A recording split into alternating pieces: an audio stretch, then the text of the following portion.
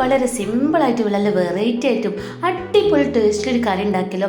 നല്ല തക്കാളി മോര് കാച്ചിയത്, അത് നല്ല പഴുത്ത തക്കാളി വെച്ചിട്ട് ആ തക്കാളി മോര് കാച്ചിന് ശേഷം അത് ചൂടാറിൻ്റെ ശേഷം ആ ചൂടുള്ള ചോറിലേക്ക് കൂട്ടി കഴിക്കുമ്പോൾ ഒരു അടിപൊളി ടേസ്റ്റ് ആട്ടോ.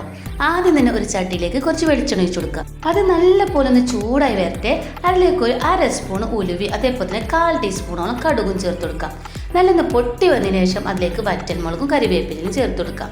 അത് നല്ലൊന്ന് മൂത്ത് വന്നതിന് ശേഷം അതിലേക്ക് നല്ല പഴുത്ത തക്കാളിയും അതേപോലെ തന്നെ പച്ചമുളകും ഇഞ്ചിയും വെളുത്തുള്ളിയും ചേർത്ത് കൊടുക്കാം.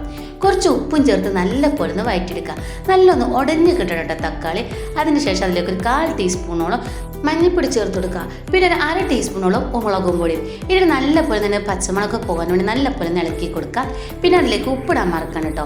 പാകത്തിന് ഉപ്പും ചേർത്ത് കൊടുക്കുക.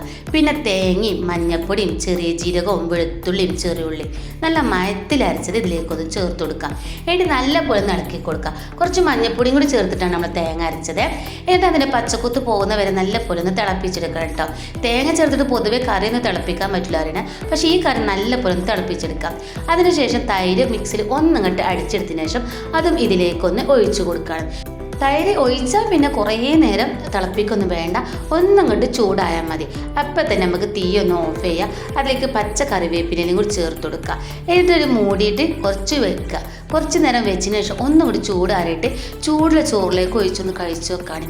എന്താ ടേസ്റ്റാണോ, അടിപൊളി ടേസ്റ്റ് കേട്ടോ. അപ്പോൾ എല്ലാവരും ഇതുപോലെ ഒന്ന് ഉണ്ടാക്കി നോക്കാം. എന്നിട്ട് ഇഷ്ടപ്പെട്ടാൽ ലൈക്ക് ചെയ്യാനും ഷെയർ ചെയ്യാനും അതുപോലെ ഇന്നൊന്ന് സപ്പോർട്ട് ചെയ്യാനും മറക്കല്ലേ.